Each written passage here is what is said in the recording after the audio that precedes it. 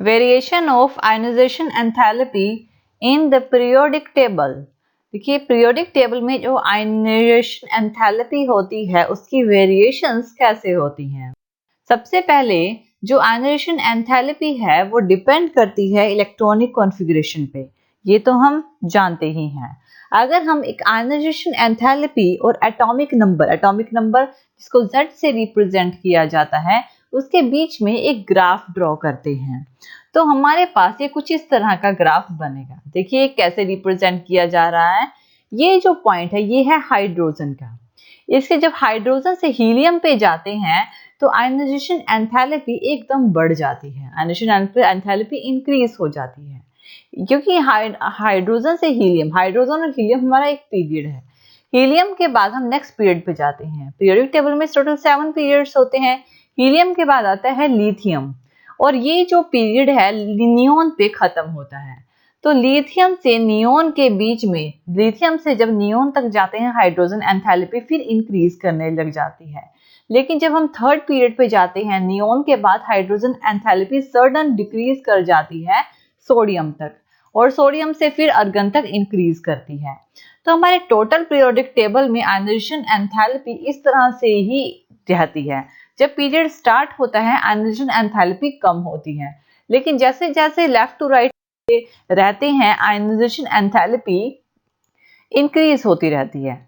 लेकिन इसमें जो वेरिएशंस हैं पीरियड्स के अलोंग और ग्रुप के अलोंग अलग अलग आती है। ताकि आप इसमें समझ सको तो हमने पीरियड्स और ग्रुप की अलग अलग आयनाइजेशन एंथैल्पी रिप्रेजेंट की है, जिससे आपको ये पता लगेगा कि जो आयनाइजेशन एंथैल्पी हमने अभी अभी जो रिप्रेजेंट किया था पूरे जो पीरियोडिक टेबल का वो किस तरह से आया था।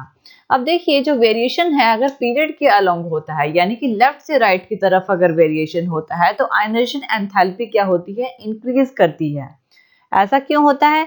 क्योंकि जब हम लेफ्ट से राइट की तरफ जाते हैं तो आयनाइजेशन एंथैल्पी इंक्रीज इसलिए करती है क्योंकि न्यूक्लियर का चार्ज बढ़ता रहता है। जब हम लेफ्ट से राइट की तरफ जाते हैं तो एक एक इलेक्ट्रॉन बढ़ता है सेम शेल में।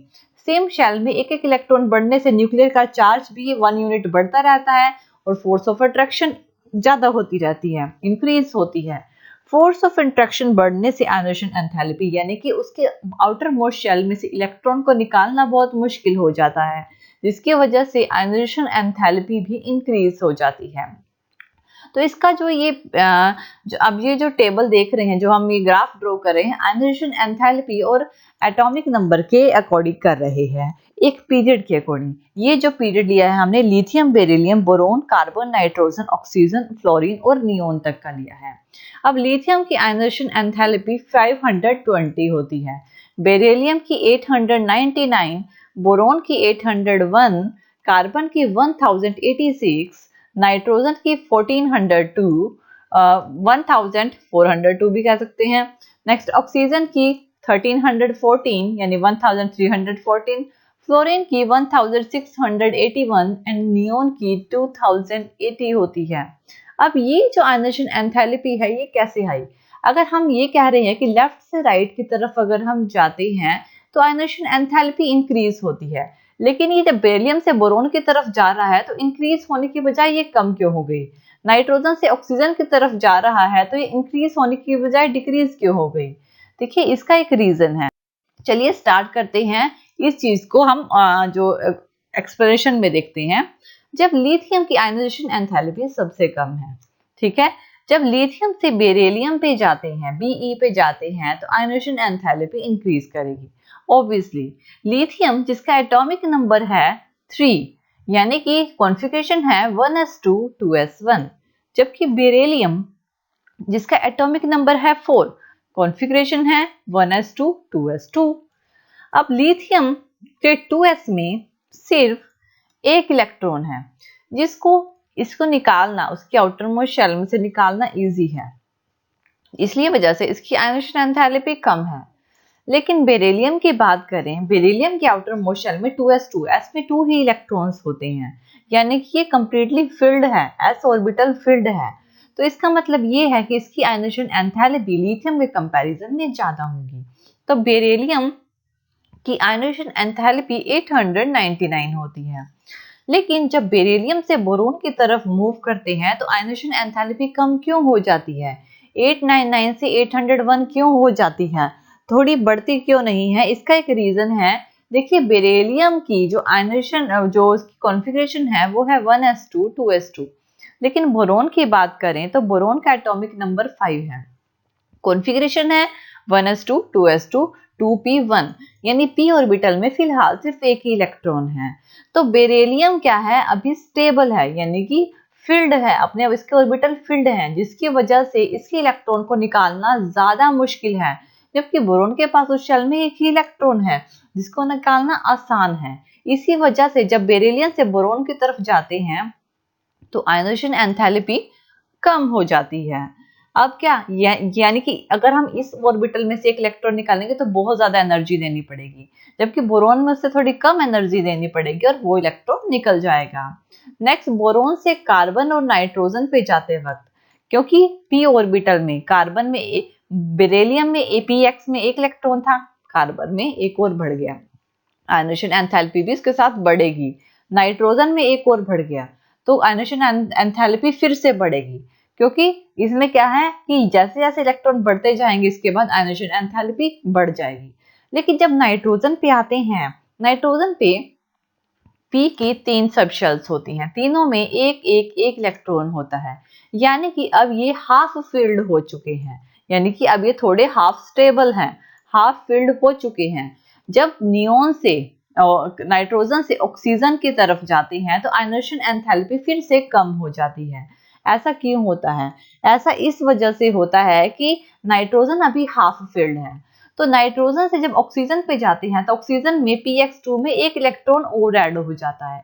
एक इलेक्ट्रॉन और ऐड होने से थोड़ी फोर्स ऑफ रिपल्शन लगती है इलेक्ट्रॉन्स के बीच में, जिस वजह से ऑक्सीजन के इलेक्ट्रॉन को निकालना ज्यादा आसान होता है नाइट्रोजन के कंपैरिजन में। तो ऑक्सीजन की एंथैल्पी थोड़ी कम हो जाती है, नाइट्रोजन की ऑक्सीजन के ज्यादा होती है, और ऑक्सीजन की इसी वजह से ही कम होती है। इसी वजह से नाइट्रोजन को थोड़ा अप दिखाया गया है और ऑक्सीजन को डाउन आयनाइजेशन एंथैल्पी में दिखाया गया है। जबकि जब फ्लोरीन पे यानी एक और इलेक्ट्रॉन y में आता है तो फ्लोरीन पे जाते हैं तो उसमें एक इलेक्ट्रॉन और बढ़ जाता है, तो आयनाइजेशन एंथैल्पी फिर से बढ़ जाती है। और नियोन जो होगा, नियोन तो नोबल गैस में आता है, ये कंप्लीटली फिल्ड होता है, तो ये कंप्लीटली स्टेबल होता है, इसी वजह से इसकी आयनाइजेशन एंथैल्पी सबसे ज्यादा होती है। देखिए, कंप्लीटली फिल्ड है, ये हमने सेकेंड पीरियड को कंप्लीटली डिस्क्राइब किया है। ऐसे ही third fourth fifth sixth seventh सब पीरियड में यही कंडीशन चलती है, ठीक है। यानी कि जब भी हम इससे एस से नेक्स्ट पे जाते हैं तो आयनाइजेशन एंथैल्पी थोड़ी कम हो जाती है, और हाफ फील्ड के बाद जब दूसरे नेक्स्ट एलिमेंट पे जाते हैं उसकी भी थोड़ी कम हो जाती है। यही रीजन है, हाफ फील्ड और जो कंप्लीट फील्ड होता है उसके केस के बाद जो नेक्स्ट एलिमेंट आता है उसकी आयनाइजेशन एंथैल्पी थोड़ी कम हो जाती है, क्योंकि उसमें एक एक्स्ट्रा इलेक्ट्रॉन आता है तो रिपल्शन थोड़ी बढ़ जाती है इस वजह से, उसके बाद वो बढ़ती है, रेगुलर आयनाइजेशन एंथैल्पी बढ़ती है। तो ये पीरियड के अलोंग जो वेरिएशन होती है। नेक्स्ट वेरिएशन होती है हमारे ग्रुप के अलोंग। जब आयनाइजेशन एंथैल्पी एक दिन अप टू डाउन जाते हैं तो आयनाइजेशन एंथैल्पी क्या होगी, कम होती चली जाएगी। ऐसा क्यों होता है? हमने फर्स्ट ग्रुप को लेके ही ये ग्राफ बनाया है। अब देखिए, लिथियम की आयनाइजेशन एंथैल्पी 520 होती है। जब सेम ग्रुप में, लिथियम वाले ग्रुप में हम नीचे जाएंगे, सोडियम की आयनाइजेशन एंथैल्पी Na की 496 हो जाएगी, कम हो जाएगी, K की 419 हो जाएगी, Rb की 403 हो जाएगी, सीसियम की 374 हो जाएगी। अब ग्रुप के अकॉर्डिंग ये डिक्रीज क्यों हो रही है? ग्रुप के अकॉर्डिंग आयनाइजेशन एंथैल्पी इस वजह से डिक्रीज होती है क्योंकि जब हम ग्रुप के अकॉर्डिंग चलते हैं, यानी अप टू डाउन एलिमेंट्स में चलते हैं, तो उस कंडीशन में जब हम एक पीरियड से दूसरे पीरियड पे अप टू डाउन जाते हैं तो एक नई शेल ऐड हो जाती है। नई शेल ऐड होने का मतलब है कि रेडियस बढ़ गया, न्यूक्लियस से आउटर मोस्ट शेल का रेडियस बढ़ गया। ऐसी बात नहीं है कि न्यूक्लियस में फोर्स ऑफ अट्रैक्शन नहीं बढ़ती, वो भी बढ़ती है, लेकिन रिपल्शन भी बढ़ती है, ठीक है। और रिपल्शन बढ़ने से जो इलेक्ट्रॉन्स हैं वो थोड़े दूर भी जाते हैं, रेडियस बढ़ती है, जिसकी वजह से नई शेल्स जैसे जैसे लिथियम से सोडियम पे जाएंगे एक शेल बढ़ेगी, सोडियम से पोटेशियम पे जाएंगे एक और बढ़ेगी, आरबी पे जाएंगे एक और शेल बढ़ जाएगी, सीसीएम पे जाएंगे एक और बढ़ जाएगी। तो शेल्स बढ़ती है जिसकी वजह से रेडियस बढ़ती है, और रेडियस की बढ़ने की वजह से आयनाइजेशन एंथैल्पी कम होती चली जाती है। उनके आउटर मोस्ट शेल में से इलेक्ट्रॉन निकालना इजी हो जाता है। तो नई नई शेल्स ऐड होती हैं, और जो इनर इलेक्ट्रॉन्स होते हैं शेल्स में, नंबर ऑफ इलेक्ट्रॉन वो ज्यादा होते हैं, यानी बढ़ते रहते हैं, शील्डिंग इफेक्ट्स बढ़ता है। क्योंकि क्या होता है कि जब शेल्स बढ़ती हैं तो इनर जो शेल्स होते हैं उसमें इलेक्ट्रॉन्स बढ़ते हैं, और यानी कि बढ़ने से उनमें फोर्स ऑफ रिपल्शन लगती है। जब अंदर के इलेक्ट्रॉन में फोर्स ऑफ रिपल्शन लगेगी तो ऑब्वियसली बाहर के इलेक्ट्रॉन का में उसका इफेक्ट पड़ेगा, वैलेंस शेल के इलेक्ट्रॉन में उसका इफेक्ट पड़ेगा, और इसी को ही शील्डिंग इफेक्ट या स्क्रीनिंग इफेक्ट कहते हैं, जिससे फोर्स ऑफ अट्रैक्शन जो होता है न्यूक्लियस का वैलेंस शेल से वो थोड़ा कम हो जाता है, और इसी वजह से आयनाइजेशन एंथैल्पी भी कम हो जाती है और बाहर वाले इलेक्ट्रॉन को निकालना आसान हो जाता है। जो न्यूक्लियर चार्ज होता है अगर वो इंक्रीज तो होता है एटॉमिक नंबर के अकॉर्डिंग, लेकिन जो फोर्स ऑफ अट्रैक्शन होती है न्यूक्लियर की वैलेंस शेल पे वो भी इंक्रीज होती है, और अगर फोर्स ऑफ अट्रैक्शन इंक्रीज होगा तो आयनाइजेशन एंथैल्पी भी इंक्रीज होगी। लेकिन शील्डिंग इफेक्ट बढ़ता है, अगर नई नई शेल्स आती रहती हैं और शील्डिंग इफेक्ट बढ़ता रहता है तो आयनाइजेशन एंथैल्पी डिक्रीज होती है। तो ये है ग्रुप का इफेक्ट, यानी ग्रुप के अलग जब मूव करते हैं तो ये इफेक्ट पड़ता है। जैसे हम एक पर्टिकुलर ग्रुप में lithium, sodium, potassium, rubidium, caesium पे मूव करते हैं तो आयनाइजेशन एंथैल्पी डिक्रीज होती रहती है। Thank you for watching this video. और ज़्यादा अपडेटिंग वीडियोस के लिए आप हमारे चैनल लर्न एंड ग्रो पर हमें सब्सक्राइब कर सकते हैं। Thank you.